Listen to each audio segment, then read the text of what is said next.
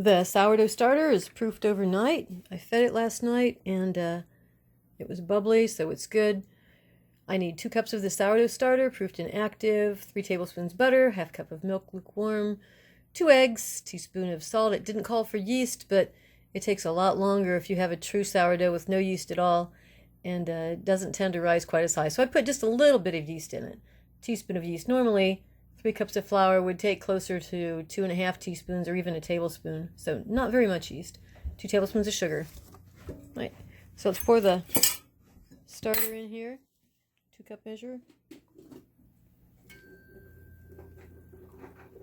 Then I'll have to feed this again and put it back in the refrigerator. 2 cups of starter. That's what will give it its sour sort of taste. Oh, scrape that out. I have the eggs and the butter and the milk in here. Dump that all in at once. I need 2 tablespoons of sugar. You could use honey in this too. It wouldn't matter. Would give it just a teeny bit more liquid, but that's okay. A teaspoon of yeast. No. Let's put the yeast and salt on top of the flour. Let's do that. It calls for up to half of the flour, so up to 1.5 cups can be wheat. Let's put in a cup of wheat. Let's put in a cup of the...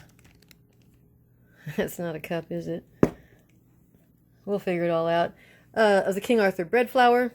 Okay, I'm not going to add all the flour at once. You never want to do that. You can tend to get too much flour in that way. There's my teaspoon of yeast. I want to be sure that milk is not hot enough to kill the yeast. And then this, I'll put the salt on top here. And there you can see it, pretty in pink, my Himalayan salt. While the dough is mixing, I'm feeding my starter again. ½ cup of flour, ½ cup of water, stir it up. I'll leave it out at room temperature until it bubbles, and then I'll put it back in the refrigerator.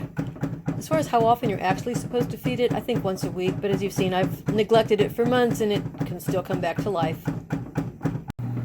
You don't want to use any reactive metal with sourdough, so that's why I used a stainless steel spoon to stir it, or you could use a wooden spoon, except it really, really sticks. And then I use a plastic lid instead of using my regular canning lid. This is what the dough looked like with only 2 of the 3 cups of flour, so let's put in the rest of the whole wheat. The amount of flour needed is going to depend a good deal on how runny your starter is. If your starter is more like a batter, it's going to take more flour. If your starter is more like a dough, it won't take as much. Let's add some of the white flour, some of the bread flour. And I just realized I did not add dough conditioner, but it's too late for that. I put it on the recipe, so I will remember next time, especially since this only takes a little bit of yeast and the sourdough. I think dough conditioner would have been a wonderful idea, but okay, once this is stirred in, then I think we're ready to dump it out into the bowl and do the fold method for kneading. Well, now this is lovely. This is lovely. Perfect, really. Let's go dump this out over in the plastic bowl with a little bit of flour on it. By now, you should be very familiar with the folding method, which is a method I much prefer to kneading. Fold it once, fold it twice, flip it over. There we go. Let it set for 10 minutes. Do the same thing again. Do that about 3 times. And then let it raise until it doubles in size. Let's put the lid on and set the timer for 10 minutes. Here we go again. Poke down. Roll, roll. Roll again. Flip it. Okay. I just noticed the recipe said... Where does it say this? Dough may be refrigerated for up to 24 hours for a more flavorful bread. Bring dough back to room temperature before continuing with shaping. Do I want a more flavorful bread? More flavorful sourdough burger bun? Indeedy I do. So I'm going to wait 10 more minutes until this has soaked up all the flour. Then I'm going to stick it in a big plastic bag and put it in the refrigerator. And we'll deal with this tomorrow.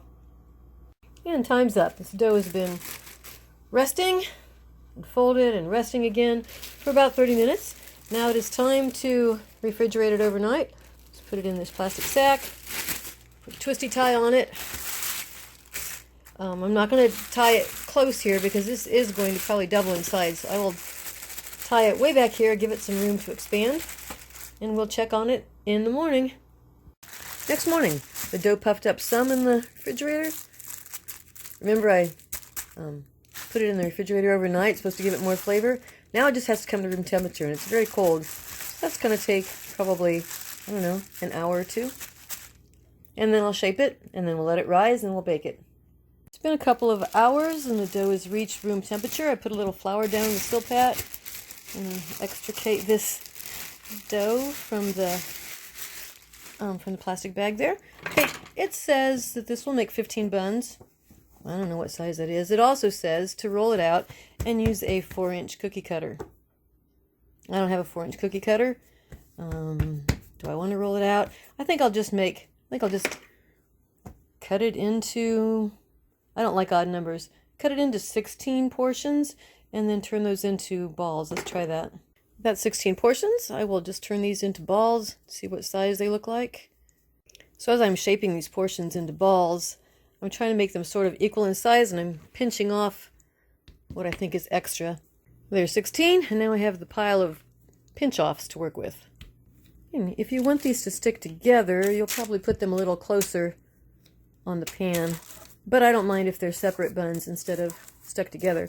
Now, I'm going to put another parchment on top of that, and then roll them flat. Let's try that. So I want them sort of flattened because they are hamburger buns. So I put parchment on top, and then I'm going to roll them. We'll pull the parchment off and see if they are flat enough. You can kind of see through there. Okay. See if that's flat enough. Well, that looks pretty good. If you used a 4-inch cutter, they would be more perfect circles, but that's okay. They look more homemade this way. Now, cover them with a plastic and a tea towel, and then let them rise until doubled. Since these are a lot smaller than bread, it's not going to take that long. Let's do the other pan. Let's see, 9 and 9 is 18. I'm going to have to squeeze one more in the other pan. This is how I made room for the extra ones. We have 10. Same thing, flatten them, cover them with plastic wrap, cover them with the tea towel, and wait till they double in size to bake them. And this is what this pan looks like before it's raised. They're pretty flat.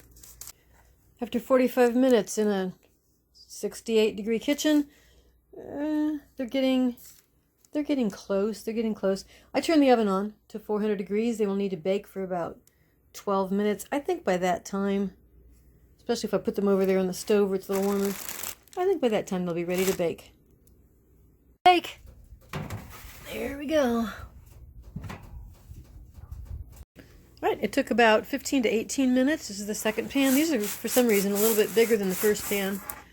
Right, I cut one in half so you can see sort of what the texture looks like. Again, as I said, very nice and light.